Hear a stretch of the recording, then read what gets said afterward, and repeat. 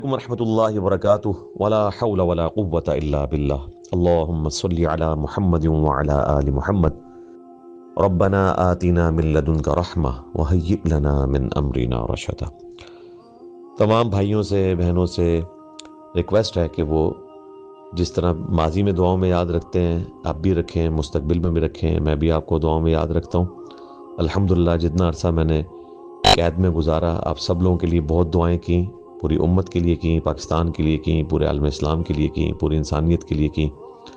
آپ لوگ بھی دعاؤں میں یاد رکھا کریں۔ 103 دن یہ میرے لیے تو 300 سال کے برابر تھے، اس حوالے سے کہ میرے جیسا ڈائنامک بندہ ایکسٹروورٹ جو مصروف رہتا ہے ہر وقت، اس کو جب اس طرح تنہائی میں وقت گزارنا پڑے تو وقت گزارنا ایک مشکل تجربہ تھا، لیکن اللہ کے ساتھ وقت گزرا، ظاہر ہے اللہ تو میرے ساتھ تھا الحمدللہ۔ یہ مشکل وقت اللہ تعالیٰ نے گزارا اور اس میں سے نکالا الحمدللہ، آپ لوگوں کو بھی اس تکلیف میں سے نکالا، میری فیملی کو بھی۔ تو میں سب کے لیے دعا کرتا تھا، تمام ٹیم ممبرز کے لیے، تمام سٹوڈنٹس کے لیے، ان کی فیملیز کے لیے، پوری امت کے لیے الحمدللہ۔ اور آپ لوگوں نے دعاؤں کے ذریعے باقی اپنی سوشل میڈیا پہ جو ایفرٹس کر کے جس طریقے سے بھی کام کیا، مجھے وقتاً فوقتاً اندر اطلاع پہنچتی رہتی تھی میرے وکیل کے تھرو، طاہر ایوبی صاحب کے، اور ساری خبر ملتی رہتی تھی۔ اللہ کا شکر ہے باہر نکل کے بھی چیزوں کا آئیڈیا ہوا ہے، اور اللہ تعالیٰ کی بڑی مہربانی ہے۔ جس طرح اللہ تعالیٰ نے سیدنا یونس علیہ السلام کو مچھلی کے پیٹ سے نکالا تھا اور پھر فرمایا کذالک ننجی المؤمنین، ہم اہل ایمان کو بھی اسی طریقے سے نجات دیں گے۔ تو بس وہ ساری دعائیں میں حفظ جاں بنائی ہوئی تھی۔ سیدنا یونس علیہ السلام کی دعا لا الہ الا انت سبحانک انی کنت من الظالمین، سیدنا ابراہیم علیہ السلام کی دعا حسبنا اللہ و نعم الوکیل، اور اللہ کے محبوب صلی اللہ علیہ وآلہ وسلم کی دعا یا حی یا قیوم برحمتک استغیث، اصحاب الکہف کی دعا ربنا آتنا من لدنک رحمہ وہیئ لنا من امرنا رشدا، اور اسم اعظم لا حول ولا قوة الا باللہ۔ تو ان ساری دعاؤں کو، درود شریف کو ارتجا بنایا، اللہ تعالیٰ نے اس تکلیف سے نکالا الحمدللہ۔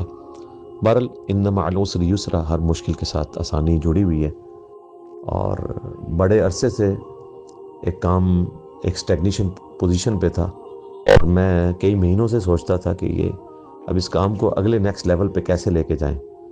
وہ دیکھیں اللہ تعالیٰ نے ایک آزمائش کے ذریعے اس کو اس لیول پہ پہنچایا کہ شاید اگلے 50 سال میں بھی اس لیول پہ کام نہیں پہنچنا تھا۔ جس طرح اصحاب الکہف جب اٹھائے گئے تو پوری رومن امپائر مسلمان ہو چکی تھی 300 سال بعد، اس طرح میں 103 دن کے بعد جب باہر نکلا ہوں تو الحمدللہ آپ دیکھیں جس لیول کے اوپر یہ دعوت پہنچی ہے، جس ٹاپ لیول کے اوپر سوشل میڈیا کے ذریعے، باقی کے ذریعے، اور کوئی بندہ نہیں جو اس سے متاثر نہ ہوا۔ الحمدللہ اوورال ساری ڈائنامکس ہمارے حق میں تھی، اور اللہ تعالیٰ نے اس سازش کرنے والے لوگوں کو جس طریقے سے ذلیل و خوار کیا ہے، اور مستقبل میں بھی ہوں گے، وہ آپ لوگوں کے سامنے انشاءاللہ۔ تو اب دعوت کی ایک جو میدان ہے وہ بہت بڑے لیول کے اوپر ہمارے لیے اویلیبل ہے انشاءاللہ۔ تو عنقریب ہم اکیڈمی کھولیں گے، گورنمنٹ کی طرف سے کوئی اکیڈمی کھولنے پہ پابندی نہیں ہے، سیکیورٹی کے لیے انہوں نے سارا کچھ کیا ہوا تھا، اور مقدمہ والا جو معاملہ ہے وہ ظاہر ہے ایک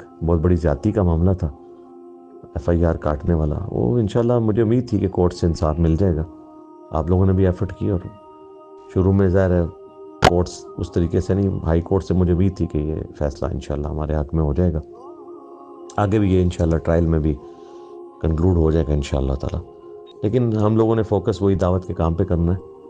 اب آپ لوگوں کو اندازہ ہو گیا جو میں منع کرتا تھا کہ کسی شخص کو بھی اپنے فیس کے ذریعے سامنے آنے کی ضرورت نہیں، بس یوٹیوب چینل چلائیں۔ میں نے اتنا کچھ ریکارڈ کروایا ہے کہ اگر میں آج بھی دنیا سے چلا جاؤں تو اتنا کچھ موجود ہے کہ وہ کافی ہے، اس میں کوئی مزید ویلیو ایڈیشن کی ضرورت نہیں ہے۔ تو اپنے فیس سے سامنے آنے کی ضرورت نہیں ہے، چپ کر کے چینلز کے ذریعے آپ لوگ کام چلائیں، سوشل میڈیا کے ذریعے چلائیں۔ اور اب تو خیر ویسے ہی کافی حد تک فضا جو ہے وہ اس اعتبار سے خوشگوار ہے دعوت کے حوالے سے، الحمدللہ ہر لیول پہ دعوت پہنچ چکی ہوئی ہے۔ تو وہ اس لیے میں کہتا تھا کہ تاکہ اگر کوئی ڈیمیج پہنچ رہا ہے تو انڈیویجول میری ذات کو پہنچے۔ آج میں دنیا سے چلا جاؤں رسول اللہ کے قدموں میں صلی اللہ علیہ وآلہ وسلم، تو یہ دعوت کا کام تو چلتا رہے گا انشاءاللہ تعالی، اور آپ لوگوں نے بڑے اچھے طریقے سے چلایا ہے، جس طریقے سے بھی اللہ تعالیٰ آپ کو جزائے خیر دے، میں بھی دعاؤں میں یاد رکھتا ہوں۔ تو باقی یہ جو اکیڈمی کھولنے کا معاملہ ہے وہ انشاءاللہ تعالیٰ جیسے ہی ہم یہ اپنے قانونی معاملات کو سیٹل کریں گے تو انشاءاللہ اکیڈمی بھی کھولیں گے، اسی طریقے سے کام چلے گا انشاءاللہ۔ اس میں کوئی ہرڈل والا معاملہ اس اعتبار سے نہیں ہے۔ باقی جو یہ مخالفین ہیں، چند ایک لوگ اب جو آوازیں بچی، چند ایک نیگلیجیبل، ان کو بھی پتہ ہے وہ بھی جس طریقے سے شرمندہ ہیں، ان کی عوام بھی مانتی ہے کہ زیادتی والا معاملہ ہے، تو ان کو بھی اللہ تعالیٰ ہدایت دے۔ میں تو ہمیشہ فرقہ واریت کے خلاف بولتا ہوں کہ سب کے پیچھے نمازیں پڑھیں گے، سب کو چندے دیں گے اور کسی کی تکفیر نہیں کریں گے، اسی طریقے سے کو ایگزسٹ کریں گے۔ یہ سارے مقدمہ بازی کے کام ہم بھی کر سکتے تھے، لیکن ہمارا ہمیشہ سے یہ موقف ہے کہ ہم علمی طریقے سے معاملات کو لے کے چلیں گے بجائے ایک دوسرے کو مقدمات میں گھسیٹنے کے۔ اس کا کوئی اینڈ رزلٹ نہیں ہے۔ اب تو خیر ان کی یہ بھی چیز پٹ گئی، پوری NCCIA کی آپ سمجھ لیں انتظامیہ چینج ہو چکی ہے۔ اس طرح کی ایکٹیویٹیز ان میں کچھ جھول تھے تو وہ آپ نے دیکھے ہیں، وہ ہائی لائٹ ہو رہے ہیں۔ تو اب انشاءاللہ مستقبل میں اس طرح کے معاملات امید ہے کہ نہیں ہوں گے اور اس طرح دعوت کا کام پورے پیشن کے ساتھ چلے گا، اس لیے کوئی نا امید ہونے کی ضرورت نہیں ہے، اور اسی طریقے سے آپ نے چلانا ہے۔ اور خدا نہ خواستہ ہمارے جو مخالفین ہیں ان پہ کل کو کوئی ایسا وقت آیا کہ ان پہ توہین مذہب لگی، سب سے پہلے ہم ان کے دفاع میں کھڑے ہوں گے۔ ہم بالکل نہیں چاہتے ہیں کہ کسی مسلمان پہ توہین مذہب کا معاملہ ہو۔ میں صوفیاء کی جو عبارتیں ڈسکس کرتا ہوں وہ ان کی کتابوں پہ، ان عبارتوں پہ فتویٰ لگاتا ہوں۔ کسی شخصیت کو میں نے کبھی بھی کافر نہیں کہا، الحمدللہ۔ میں مستقبل میں کہوں گا، ہاں جملے کے اوپر تکفیر والی بات ہوگی، اور وہ بھی ہمارے نزدیک قابل معافی ہے۔ یہ بالکل توہین مذہب کے جو قوانین کے اندر یہ کہنا کہ یہ معافی نہیں ہوتے، یہ بالکل غلط ہے۔ توہین مذہب بالکل نہیں ہونی چاہیے۔ اگر کسی سے ہوئی ہے مسلمان سے، معافی مانگے، اللہ تعالیٰ معاف کرنے والا ہے۔ اور ہماری تو خواہش ہے کہ ان تمام قوانین میں توبہ کی شامل ہونی چاہیے تاکہ کسی کے ساتھ زیادتی والا معاملہ نہ ہو۔ کافی سارے لوگ اس کی زیادتی کا شکار ہوئے ہیں، اور بعض لوگ نے واقعی جینوئن توہین بھی کیا ہے، وہ بھی قابل معافی ہے جب وہ معافی مانگ لیں گے۔ اور دیکھ لیں یہ سارے مولوی خود جو کچھ کرتے ہیں معافی مانگ کے، صلح کر کے تو سامنے آ جاتے ہیں۔ بھئی تم لوگوں کو نہیں سزائیں ہونی چاہیے؟ جتنے علماء ہیں، اب تو یہ قابل بھی نہیں ان کے میں ان کے نام بھی لوں، پہلے تو میں نام بھی لیتا تھا، اب ان کے ساتھ جو ہو چکی ہے ان کو میں نام لے کے تو ان کی کوئی فیم والا معاملہ میں نہیں کرنا چاہتا۔ یہ سارے لوگوں پہ تو انہیں مزہ لگی، میں سب کے حق میں کھڑا ہوا، اور معافی نہیں ان کی قبول ہوتی ان کی ڈاکٹرن میں جب تک یہ سزائیں نہ بھگتیں، جتنے بھی ہیں جو کھڑے ہوئے تھے۔ تو اللہ تعالیٰ ہدایت دے۔ اور جو علماء نے ساتھ دیا، سب سے بڑھ کے ہمارے استاد جاوید احمد غامدی صاحب حفظہ اللہ، مجھے امید تھی کہ وہ سچائی کے ساتھ کھڑے ہوں گے، اور اس کے بعد اگر مجھے کسی سے امید تھی تو مفتی طارق مسعود صاحب سے، اور میری امید ٹھیک نکلی، حفظہ اللہ تعالیٰ۔ اللہ تعالیٰ ان کو جزائے خیر دے۔ اور ان کے علاوہ بھی جتنے علماء ہیں، بری امام کے جو پیر صاحب ہیں، گیلانی صاحب، اسی طریقے سے جتنے صافی حضرات ہیں، شاہ زیب خانزادہ صاحب ہیں، اعزاز سید ہیں، باقی لوگ ہیں ہمارے اسٹوڈنٹ میں سے جتنے لوگ ہیں، شاد بھٹی صاحب تو ان سب کے سمجھ لیں رہنما ہیں، سب سے بڑھ کے توانہ آواز ان کی تھی۔ تو ان سب لوگوں نے جو جو ایفرٹ پٹ کی ہے، الحمدللہ اللہ تعالیٰ نے برکت عطا فرمائی، اور آپ تمام لوگوں کی دعائیں تھیں، ایفرٹس تھیں، تو اس آزمائش سے گزرے۔ اور جن لوگوں نے مخالفت کی ہے دیکھ لیں، چاہے وہ اسلامی نظر آتی کونسل ہو جو صرف نظر آ رہی ہے اسلامی کام، وہ غیر اسلامی کرتے ہیں، چاہے اور لوگ ہوں، سب لوگوں نے ذلت ہی کمائی ہے۔ میں نہیں چاہتا تھا کہ علماء اس لیول پہ ذلیل ہوتے ہیں، لیکن انہوں نے خود اس طرح کی غلط حرکت کر کے جو ہے وہ ذلت کمائی ہے۔ اللہ تعالیٰ ان کو بھی معاف کرے۔ میں تو سب کے لیے یہی جذبہ رکھتا ہوں کہ اللہ تعالیٰ سب کو معاف کرے۔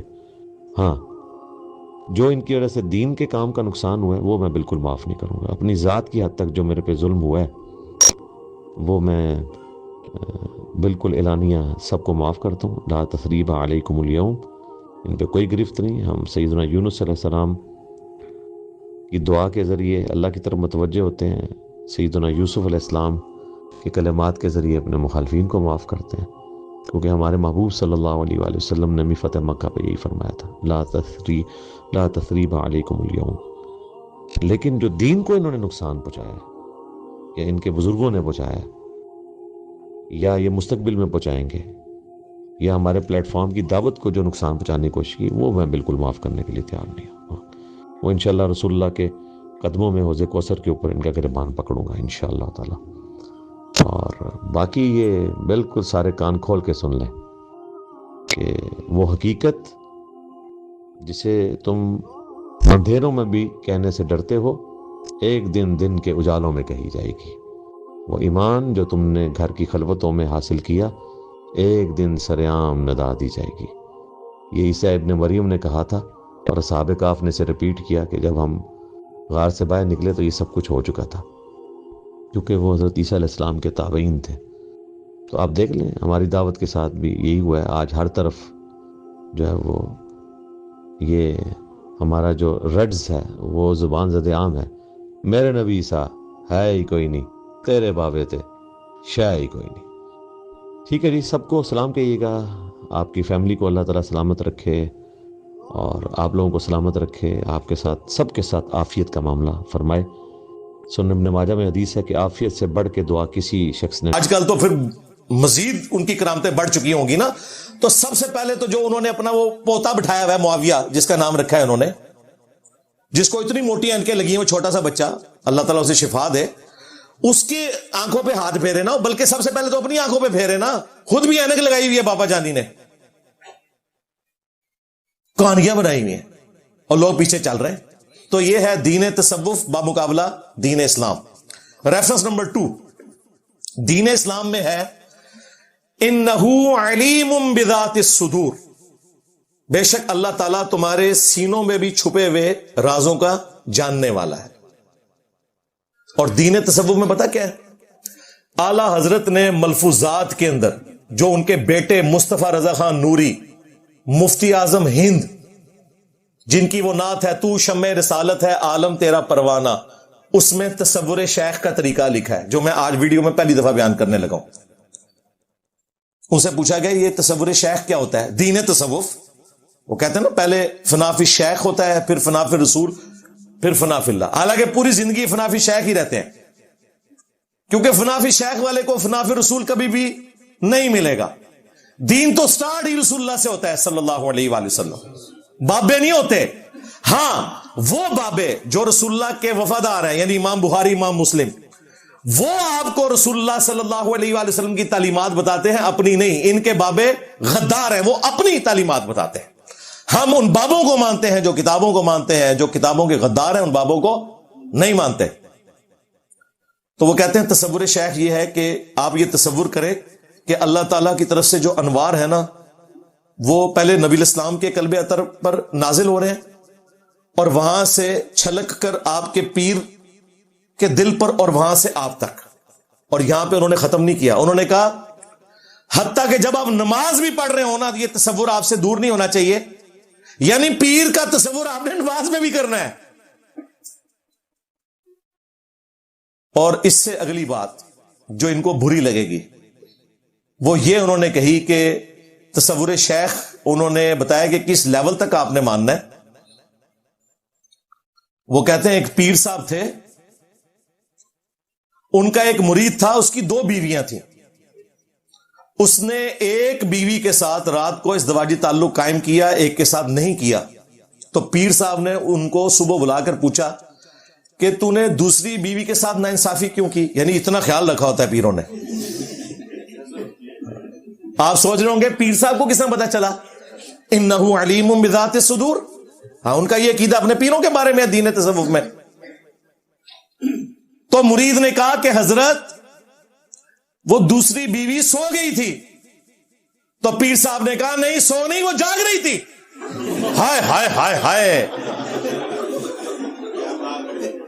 تو مرید نے کہا حضرت آپ کو کیسے پتا چلا؟ انہوں نے کہا ساتھ جو پلنگ تھا اس میں لیٹا ہوا تھا۔ نو سامو روحانی طور پر، اوے باپا جانی، جو تیرے تحفے یہ پیدا ہوئے ہیں نا، بلال قادری اور احمد رضا قادری تیرے بیٹے، جب تو ان کے لیے ان کی والدہ محترمہ کے پاس گیا تھا نا، تو ضیاء الدین مدنی صاحب ساتھ والی چرپائی پہ موجود تھے۔ ہاں اعلیٰ حضرت نے کہا ہے، لو سامو، دین تصوف کے فالوورز کے لیے یہ چھکا ہے۔ یہ سارے جا کے ان کی ماں ان سے پوچھیں، ان کی اولادیں ان سے پوچھیں کہ تمہارے پیر جو ہیں وہ چرپائی پہ ساتھ لیٹے ہوتے ہیں؟ یہ ان کے عقیدے ہیں، اور تمہارے پیر اتنے بے شرم ہیں۔ ویسے ہمیں پتا ہے کہ وہ تو اس چرپائی میں بھی آ کے لیٹ سکتے ہیں، تم لوگ تو ساری عزتیں اپنے پیروں کے اوپر نچھاور کر دیتے ہو۔ اور یہ आला हजरत ने लिखा हुआ है, किसी लल्लू पंजू ने नहीं। हाँ, इश्को मोहब्बत, हाँ ऐला इश्क जो, हाँ लो सामो।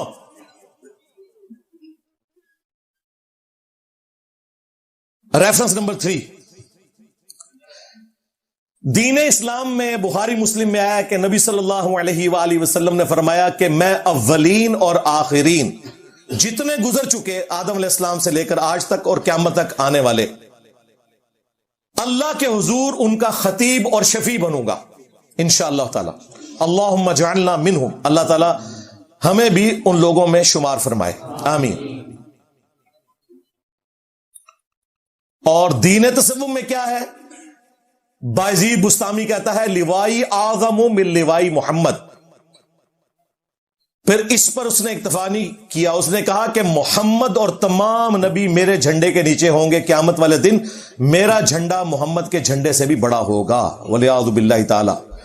और कौन नकल कर रहा है? तज़किरतुल औलिया में शेख फरीदुद्दीन अत्तार, जिसे मंगोलों ने,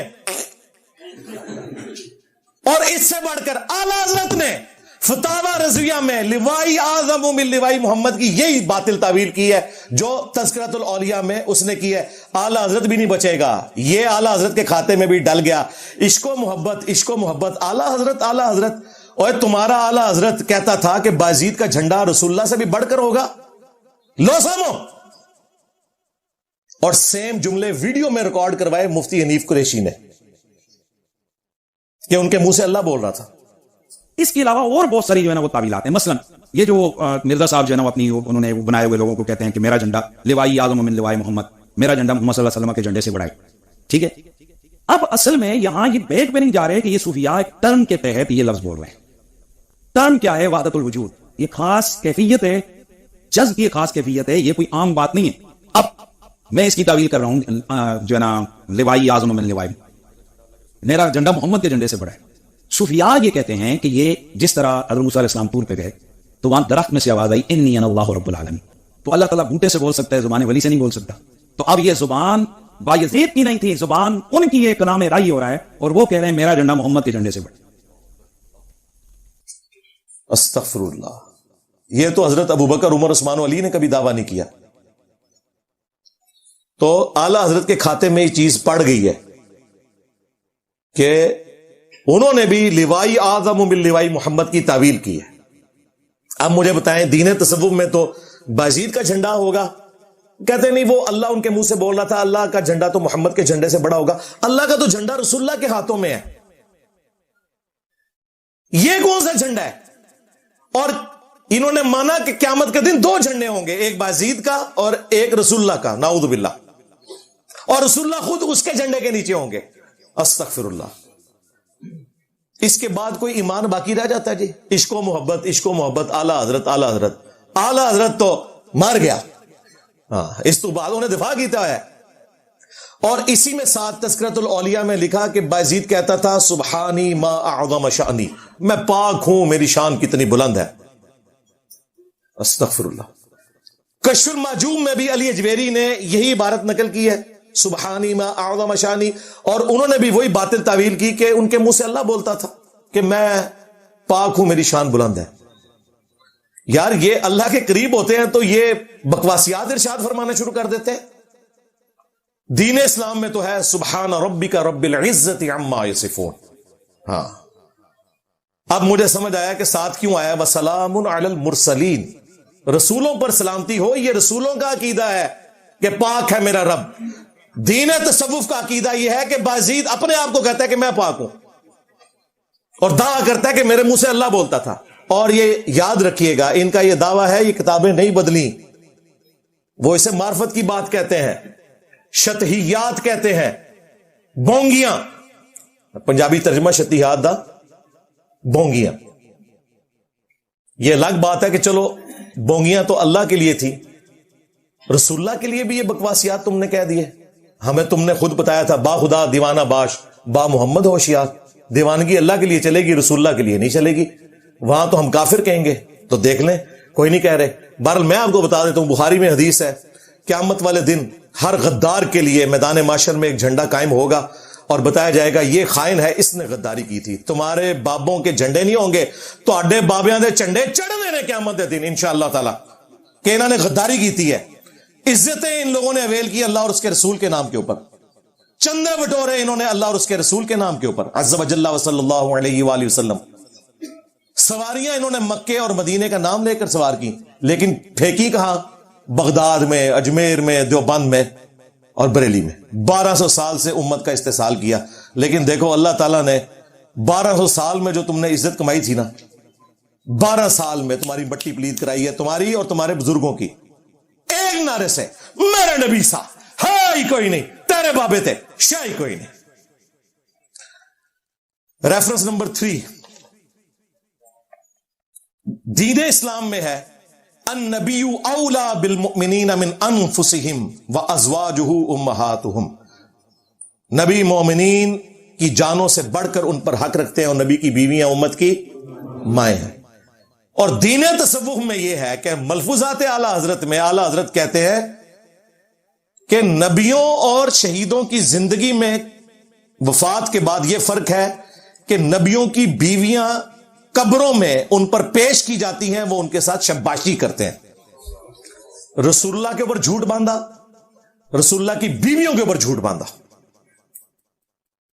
کہتے نہیں اعلی حضرت نے نا زرکانی کا عقیدہ نقل کیا, وہ اپنی تائید میں نقل کیا. اس نے کہا میرے آقا سیدی زرکانی فرماتے ہیں. یہ نہیں اس نے کہا کہ زرکانی بکواس کرتا ہے, اپنی حق میں پیش کی وہ عبارت. اچھا, جب یہ جواب دیتے ہیں پھر کہتے ہیں نہیں دیکھیں نا جی جنت میں کیا بیویاں نہیں ملیں گی. یار قبر جو جنت ہے یہ وہ والی جنت نہیں ہے, وہ والی جنت میدان معاشر کے بعد آئے گی. اور تمہیں بھی پتا ہے اس میں الفاظ ہیں ازواج مطہرات پیش کی جاتی ہیں, وہ شباشی کرتے ہیں. کیا یہ جملے تم سیدہ عائشہ سلام اللہ علیہا کے سامنے بول سکتے ہو؟ مسند احمد میں حدیث ہے, اما عائشہ کہتی ہیں جب سے عمر دفن ہوئے نا میں بغیر پردے کے اس کمرے میں نہیں جاتی. یہ لیول تھا حیا کا. یہ مشکات میں بھی حدیث موجود ہے. وہ کہتی ہیں پہلے تو میں کہتی تھی کہ ایک میرا خامند ہے اور ایک میرا باپ, لیکن جب سے عمر دفن ہوا ہے وہ میرے لیے نامحرم ہے. ماں ہوں لیکن پردہ بھی تھا, آپ کو پتا ہے نا. یہ اعزازی طور پر ایک ٹائٹل دیا گیا. اما عائشہ تو اس حجرے میں بھی پردہ کر کے جائیں جہاں پہ حضرت عمر دفن ہو, اور تم کہہ رہے ہو کہ نبیوں کی بیویاں پیش کی جاتی ہیں وہ شباشی کرتے ہیں. اما عائشہ کے سامنے یہ جملہ بول سکتا ہے تمہارا اعلی حضرت یا زرکانی دین تصوف کے ماننے والوں؟ اچھا, اس میں یہ نہ سمجھیے گا کہ حضرت عائشہ کا یہ عقیدہ تھا کہ حضرت عمر کو نیچے سے دیکھتے ہیں. اے بھی باز کر دے جے بچوں.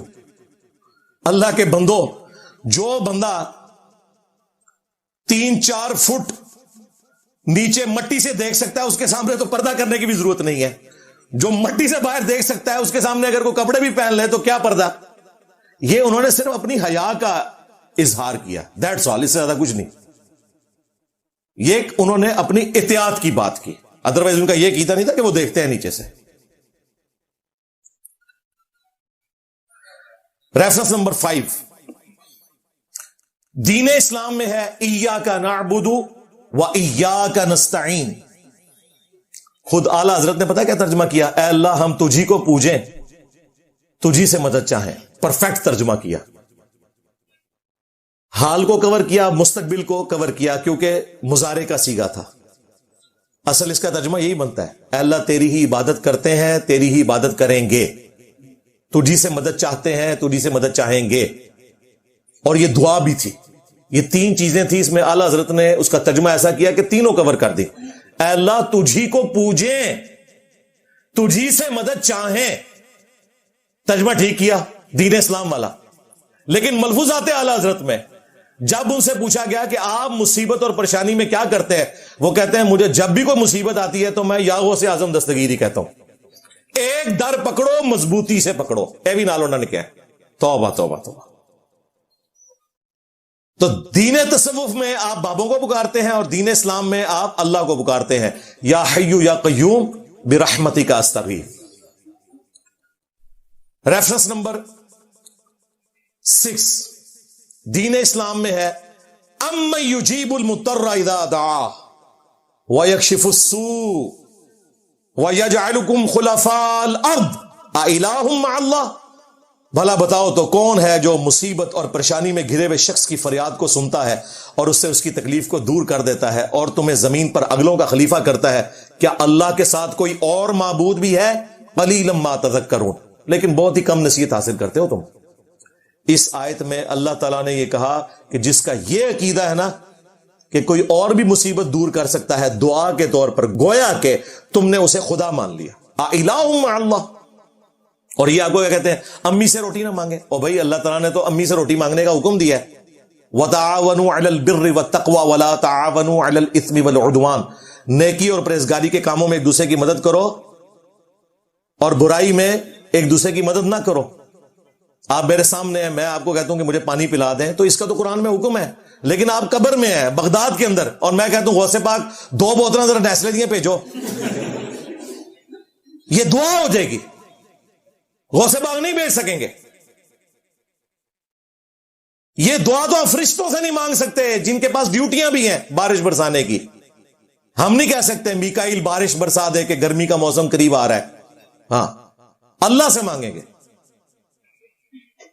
اس کے اوپر میری آپ ویڈیو دیکھیں، شیطانی توحید، شیطانی بابوں کا فتنہ، ایک اور میری ویڈیو ہے، مجھے اپنے بعد تم سے شرک کا خوف نہیں، جو یہ حدیث کو بگاڑ کے پیش کرتے ہیں، پورا لیکچر ریکارڈ کروایا۔ تیسرا، وسیلہ کے نام کے اوپر دھوکہ،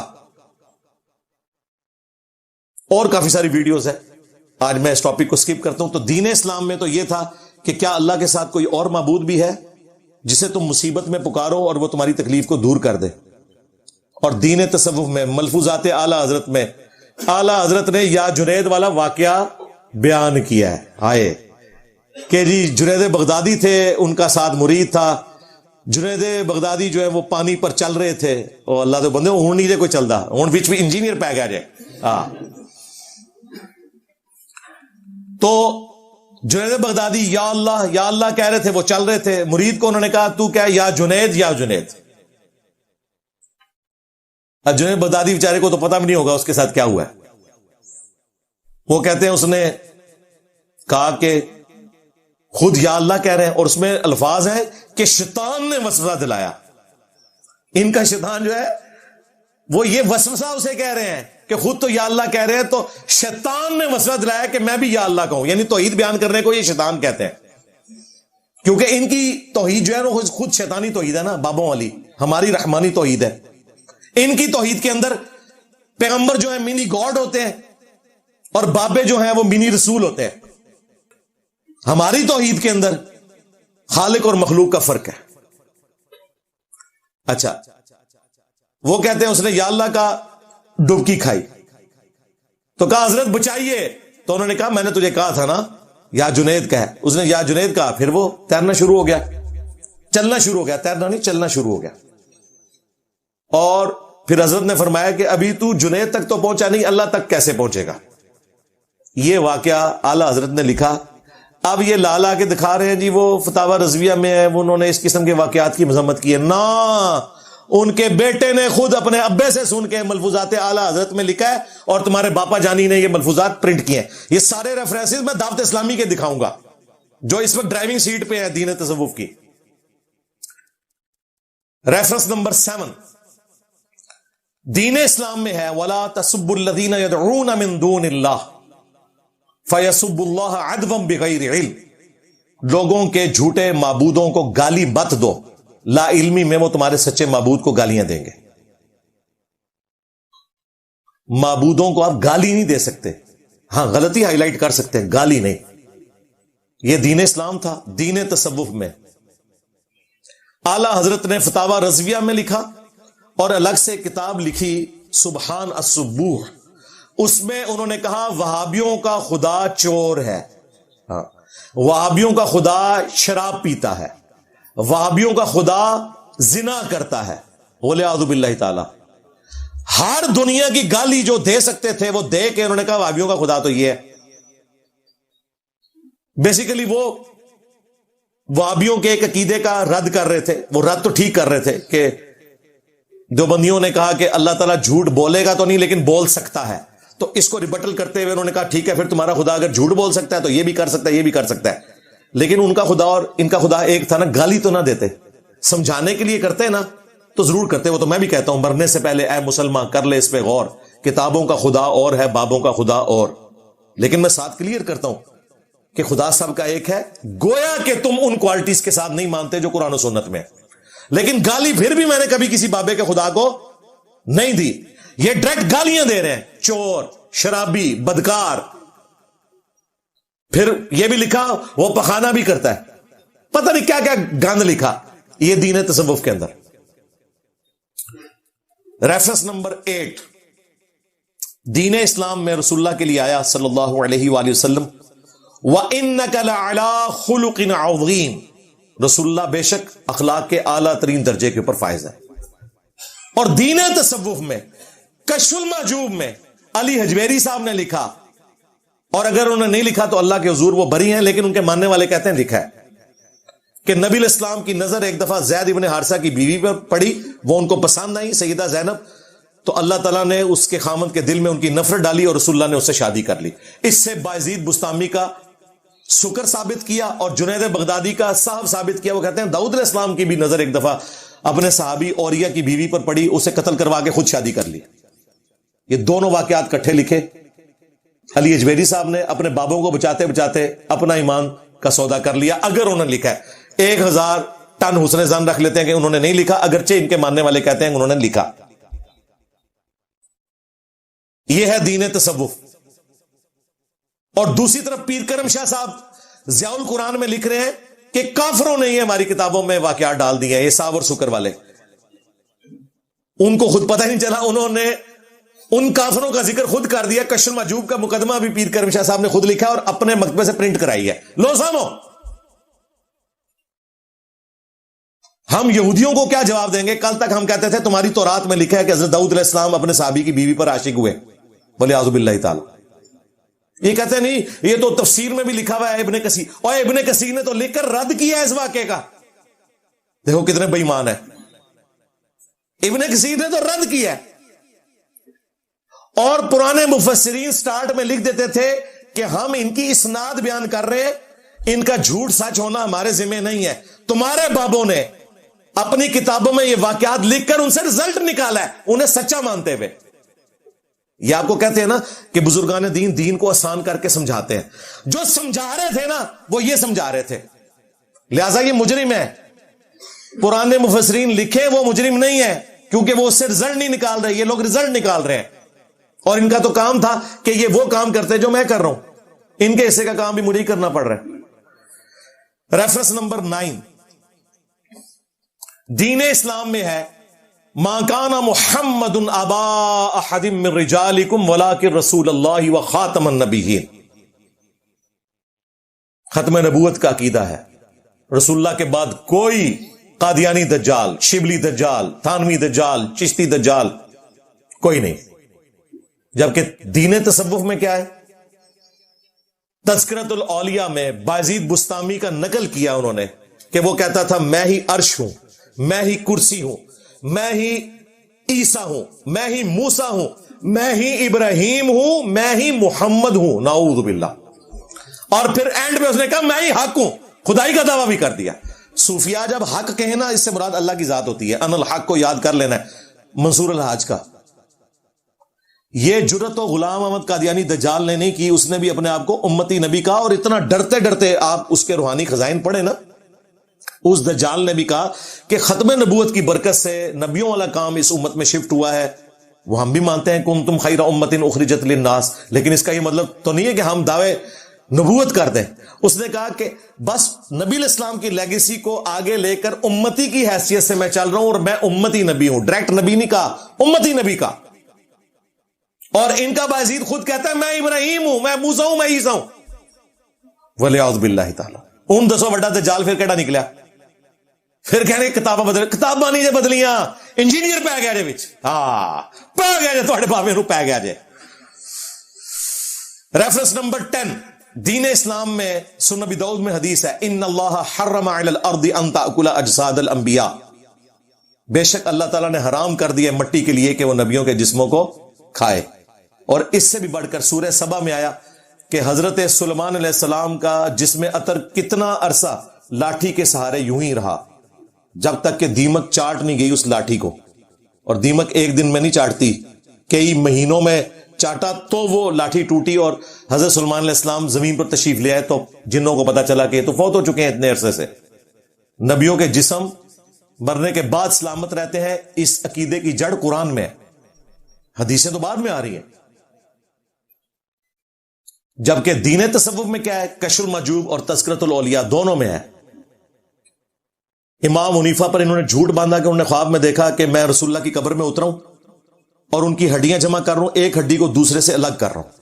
شیطانی خواب متھے مارا اور پھر تعبیر یہ کی کہ ابن سیرین سے پوچھا, انہوں نے کہا اس میں تو خوشخبری ہے, آپ رسول اللہ کی سنتوں کو جمع کریں گے. استغفر اللہ. تو جمع کتنے کی سنتا کتاب دسو. ایک کتاب تے کوئی نہیں, ایک کتاب ہے الفقہ الاکبر, وہ کتاب اینی جب پڑیا بمشکل 15-20 صفحوں کی کتاب, اس کے پہلے صفحے کا میں نے حوالہ پیش کیا کہ اس میں لکھا ہے کہ امام حنیفہ کہتے تھے کہ حضور کے ماں باپ کفر کی حالت میں فوت ہوئے. استغفر اللہ. کوئی اور بابا کہتا وہ دی قبر بھی انہوں نے پٹ مارنی سی, وہ کہتے نہیں وہ کتاب بدل گئی, ایک نکلی سی وہ بھی بدل گئی. بدلی نہیں, ملا علی قاری نے دفاع کیا ہے اس عقیدے کا اور اس کتاب کا. تمہارا اعلی حضرت کوئی شے نہیں ہے ملا علی قاری کے مقابلے پر. یہ تو اعلی حضرت دعویٰ نہیں کرے گا, یہ صرف جان چھڑانے کے لیے اس طرح انہوں نے کیا.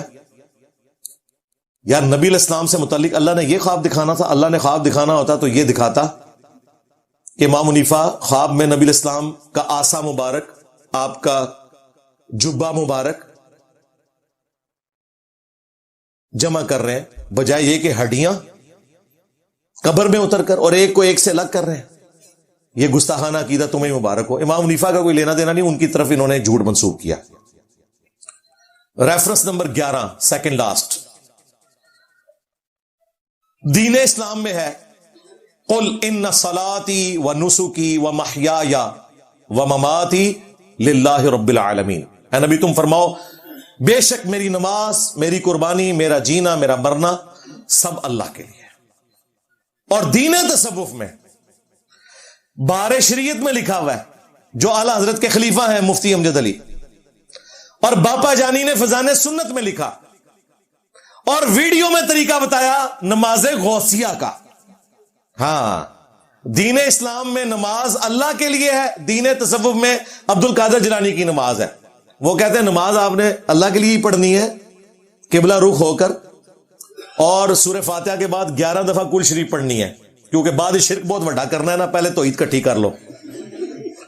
سلام پھیر کر بغداد کی طرف 11 آپ نے قدم چلنے ہیں, اور آپ نے پھر ہاتھ اٹھا کر کہنا ہے یا قاضی الحاجات, اے حاجتوں کے پورا کرنے والے, یا غوث الثقلین, اے جنوں اور انسانوں کے فریاد رس. کون؟ عبد القادر جیلانی, جو ایک نطفے سے پیدا ہوئے تھے.